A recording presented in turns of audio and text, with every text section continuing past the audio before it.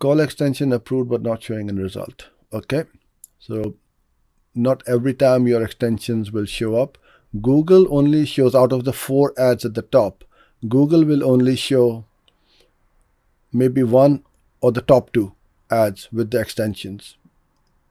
The only way you can get the extensions triggered is by having a higher ad rank than your competitors, and that's the only way you'll be able to see your extensions popping up on your ads. So make sure that you have got a good ad rank, you're bidding aggressively, and you've got a good landing page experience.